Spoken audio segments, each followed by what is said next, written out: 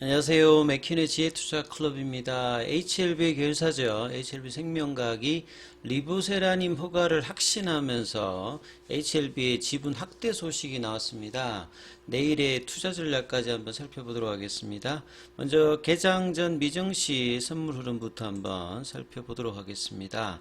자, 지난주에서 이번 주도 계속 이제 부채 한도 관련되는 부분에서 리뉴얼된 관련된 어떤 기사 속에서 이런 어떤 이제 경계성이 좀 있는 가운데 이 선물 관련되는 부분들은 좀 평이한 흐름이죠. 큰 방향성이 있는 건 아니고요. 지금 나스닥 선물 같은 경우는 0.05% 강보합세, 다우와 S&P 선물 같은 경우도 0.10, 0.1% 강보합세 흐름입니다. 이런 어떤 지수가 조금 이제 주춤하는 상황에 중소형주 관련되는 러셀 2000 선물 같은 경우는 0.49% 강세 흐름이 나오고 있습니다. 자, 유가도 조금 올라가고 있고 금값은 조금 하락세 흐름이 보여지고 있습니다. 이 미국의 부채 한도 협상 관련되는 매크로 변수였던 영향으로 종목별 어떤 흐름은 좀 더 원활한 어떤 흐름들을 보여주고 있는 어떤 상황이죠. 자, 오늘 국내 시장 전반적으로 시장 전체적인 흐름들을 본다면 지난주 금요일이어서 오늘 같은 경우에도 외국인 기관들이 전반적으로 어떤 매수에 가담을 했고요. 개인들은 좀 매도하는 흐름을 보였습니다. 원달러율 자체가 금요일에서 오늘도 8원 60전 정도 내려가면서 결국 이제 부채 한도 관련되는 어떤 우려감이 있습니다만 이 부분들이 이제 환율에는 오히려 좀 떨어지면서 외국인들의 어떤 수급들이 코스닥과 선물 중심으로 들어오면서 2차 전지도 다시 반도체주도 올라가면서 그리고 이제 바이오 쪽도 전반적으로 나쁘지 않으면서 지수와 종목별이 이제 고루 좀 이제 상승 흐름을 보였죠. 자, 코스피 같은 경우에는 상승 종목 수가 2배 이상 많았고요. 이 코스닥 같은 경우에도 2배 가량 금요일에서 오늘도 종목별 흐름이 나쁘지 않은 어떤 상황이었다 이렇게 전반적으로 보여집니다. 이런 가운데 이제 HLB는 지난주 이제 목요일에 돌파 실패를 보여주고 금요일과 오늘 이틀 정도 추가 하락은 하지 않고 이 반등이라기보다는 그냥 목요일에 나왔던 이 종가 부근에서 그냥 조금 이제 등락을 했죠. 그나마 이제 HLB 테라피틱스가 9% 넘게 일단 올라가면서 전반적인 어떤 HLB 계열 종목을 좀 이끌었다, 하드 캐리를 좀 했습니다만 최근에 올라올 때 HLB가 가장 좀 강하게 그 제약과 더불어서 올라갔던 부분에서 이 부분들이 좀 떨어졌던 게 좀 아쉬운 흐름은 계속 있는 상황이죠. 그나마 이제 프로그램 쪽으로 일단 매수세가 들어오면서 근데 이제 그 거래량 자체는 금요일에 비해서 더 줄었죠. 근데 공매도는 보시다시피 17.17%로 거래가 작았는데도 계속 일단 누르는 어떤 물량들이 매매 비중에 차지하는 부분들은 계속 있더라 이렇게 봐야 되겠죠. 거래원 순간 어떤 흐름에서 HLB를 보면요, 이 전반적으로 이제 두루두루 종목들이 이제 올라갔다기보다는 아침에 이제 조금 매도가 나왔다가 그 뒤에는 이제 플러스권으로 계속 일단 JP모건 쪽에서는 매수 물량이 들어왔습니다.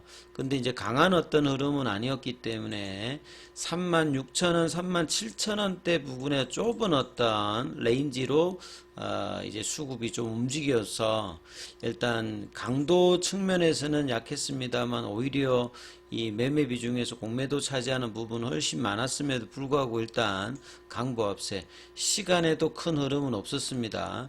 그래서 이 거래가 주는 것은 추가 하락을 하지 않았다는 부분에서 좀 긍정적입니다만 결국은 올라가서 다시 화요일 수요일에 얼만큼 다시 좀 올라와서 이 볼린저 밴드 상단 부분이 37,500원대인데요. 그래서 이 어떤 이제 39,600원의 어떤 시도들을 내일하고 모레 수요일까지 하느냐 여부에 따라서 이 하지 못한다라고 하면 이제 플랫형으로 이제 옆으로 가는 경우도 있겠죠.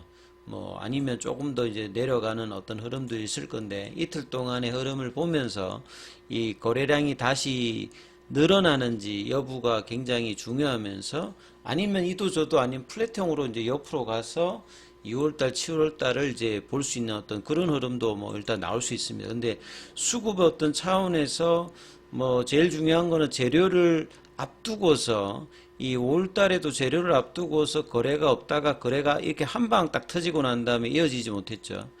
결국 이제 6월달에도 이제 물적 분할 관련되는 상한가 나오고 난 다음에 거래를 죽이면서, 예, 3월달에는 다시 한번 시도를 했다가 이런 어떤 좁은 어떤 흐름들을 계속 이제 거래량의 어떤 부족으로 했는데, 이번에도 거래량이 나왔다가 줄어들면서 이제 거래량이 주는 게 아니라 더 이렇게 늘어나면서 올라가는 흐름이 나오지 못하는 어떤 수급의 이런 어떤 제한적인 모습이 상당히 좀 아쉬운 부분이 있죠. 근데 이제 재료는 계속 이어집니다. 이 다음 달, 뭐 아스코아케라든지, 그 다음에 이제 국내에서도 뭐 소년남성 관련되는 부분이라든지 심사 중이고, 7월 달에는 이제 예비 심사의 어떤 결과가 나오기 때문에 이슈들은 이제 계속 진행되고 있기 때문에 플랫형 조정을 하면서 이 돌파 시도를 계속 할 가능성은 좀 더 많아 보이는데요. 이 거래량의 증가가 얼마만큼 따라올지가 가장 일단 중요하다고 보여집니다. 자, 기사 관련되는 부분을 좀 정리해 드리면, HLB 생명과학이 HLB 지분을 좀 확대했다는 소식입니다. 우리가 이제 계열사의 어떤 지분들 정리하는 부분들이 HLB 쪽에서는 심심찮게 좀 벌어지고 있는 부분들인데, 이런 어떤 이제 지분의 어떤 확보 이런 것들을 부정적으로 보는 것이 아니라, 이 신약 신청을 완료한 HLB, 그러니까 엘레바 테라피틱스가 넣었는데 엘레바 테라피틱스를 100% 자회사로 가지고 있기 때문에 HLB 지분을 확대했다는 부분들이 신약 허가에 관련되는 강한 자신감을 HLB 계열사들은 다 일단 가지고 있다라고 봐야 되겠죠. 자, 이런 부분들이 이제 자회사가 가지고 있는 HLB 지분을 인수한 것입니다. 그래서 뭐 시비를 활용해서 여러 가지 역할들을 하는 부분인데요. 그래서 잔여 시비 70만 주 넘게 있는 부분들이 전환해서 HLB 지분도 확대하면서 경영권 안정화도 뭐 기했던 어떤 부분이었죠. 그래서 지금 이제 국내에서는 이제 선양 남성 관련되는 부분에 이어서 심사가 진행 중이고 있고, 리보세라닌 관련되는 부분의 어떤 이 품목 허가 설치도 이제 주도하러 어떤 그러니까 계열사 간의 여러 가지 부분들로 지금 이제 에코시스템을 갖추고 있는 부분이죠. 그래서 생명과학의 이제 CFO인 이대호 부사장 같은 경우에도 그간의 리보세라닌 관련되는 부분을 장기간 ND 신청할 동안 오랫동안 봐왔던 부분이고, 탁월한 효능, 뭐 어제도 설명해 드렸고 오늘도 설명해 드리는데 좀 다른 차원에서 하나 더 설명을 드린다면, 보통 이제 이 타이로신 이 키나제 억제제, 이 TK I 관련되는 부분에서 효과가 강력하기 위해서는 보통 세 가지 요소를 갖추고 있어야 됩니다. 그 소라페님이든 렘바티님이든 이 티로신키나제 억제제가 이 세 가지를 갖추고 있어야 우수하다고 보통 평가를 받는데요. 일단 이제 저분자 합물질 형태가 되어 있기 때문에 일단 빠르게 작용해야 됩니다. 그리고 오랫동안 작용할 수 있어야 됩니다. 보통 약을 할 때 보면 이런 어떤 이야기들을 많이 보고요. 그 다음에 이제 이게 중요한 만큼 뭐 가장 중요한 부분이 타켓 선발력이 일단 중요한데, 이 부분들이 굉장히 이제 리보세라닌 같은 경우에는 이 빠른 작용과 오랜 작용 기간 도 좋습니다만, 이 높은 타켓 선발력 자체가 경쟁력이 상당히 뛰어나다라고 이제 학회 발표가 되고 있는 부분이니까, 자, 이런 부분들을 장기간 봐왔던 계열사에서도 이런 확신 속에서 이런 재무적인 어떤 행동들이 나오고 있다고 봐야 되겠죠. 그래서 국내에서는 임상부터 해서 자체적으로 미국에 지금 NDA 신청을 하고 최종적으로 끝나고 나면 상업화에 성공하고 나면 직접 마케팅을 통해서 돌파하겠다는 부분들은 SK 쪽에서는 이제 이런 부분들을 하고 있었는데요. 항암제 라인에서 실질적으로 이렇게 하는 것은 국내에서는 최초라고 보시면 되겠습니다. 그래서 2000년도 초반에 이 암젠의 이제 수석 연구원이었던 폴첸의 대표가 개발을 시작하고 난 다음에 20여 년의 이제 결과들이 어떻게 될지 상당히 주목해야 되는 어떤 부분이죠. 그 다음 오늘 이제 테라피틱스가 좀 이제 수급이 괜찮았던 부분들이 최근에 이제 그 한올바이오 파마 같은 경우에도 삼상에서 1차 평가 지표를 달성하지 못해서 주가가 막 급락했다가 밑꼬리가 나오고 그랬는데요. 자, 이 안구건조증 관련되는 부분들은 틈새 시장입니다만 규모 자체는 작지가 않죠. 뭐 쉽게 말하면 이제 눈물이 많이 증발된다든지 아니면 수분이 부족해가지고 안구 표면이 이제 손상되면서 나타나는 질환인데 FDA에서 이제 품목을 할 때 크게 특징이 임상도 좀 짧게 하는 대신에 여러 번 해야 됩니다.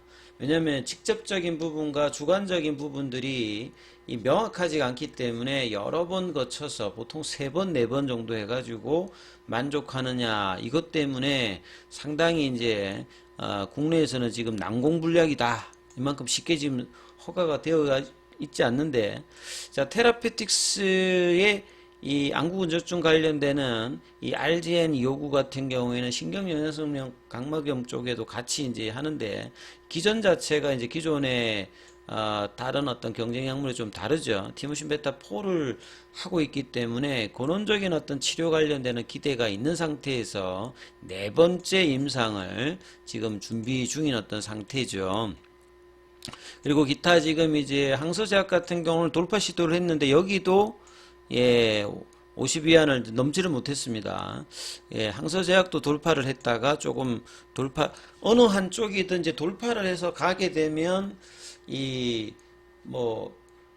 주가가 올라가서 항서제약이 올라가든 항서제약이 올라가서 HLB 영향을 주든 선순환을 줄 수 있는 구조인데 여기도 좀 윗꼬리가 좀 나왔기 때문에 상당히 좀 아쉽습니다.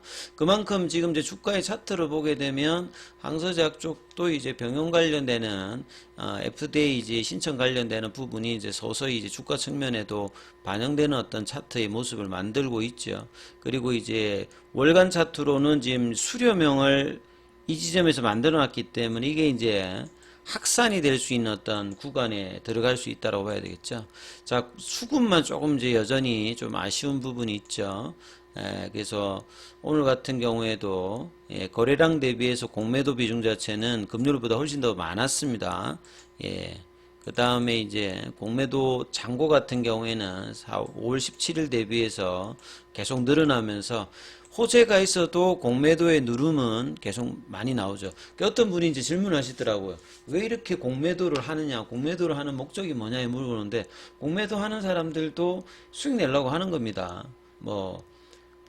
누구 틀어가지고 자기가 수익 내려고 공매도를 하는 것이니까 이게 이제 기업이 안 좋다든지 이런 기업에 들어가서 공매도 하는 것들은 좀 이해가 되는데 HLB 같이 뭔가 호재를 바탕으로 하는데 이제 공매도가 있기 때문에 그런 질문을 하셨을 건데 일단 단순하게 보면 다 돈 벌려고 하는 거니까 이런 어떤 수급 싸움이 이제 계속 이제 이 HLB가 그동안의 어떤 기관이라든지 외국인들의 어떤 순수한 이 장기 투자 목적의 어떤 이 매수 세력 자체가 부족하다 보니까 이렇게 벌어지는 부분이 있는데 이게 성공하고 나면 이제 좀 달라질 수 있겠죠. 그런 어떤 거기 때문에 올해 내년 굉장히 좀 중요하다 이렇게 보여집니다.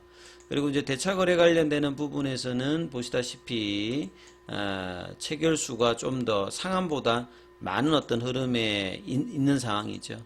그래서 앞서 말씀드렸듯이 자 내일 모레에 이 39,600원대의 돌파 흐름을 다시 한번 도전할지 아니면 플랫형으로 갈지 이 부분이 결정되는 구간이니까 이 부분 관심 가지시면서 흐름 판단해 보셔야 될 것 같습니다. 여기까지 하겠습니다.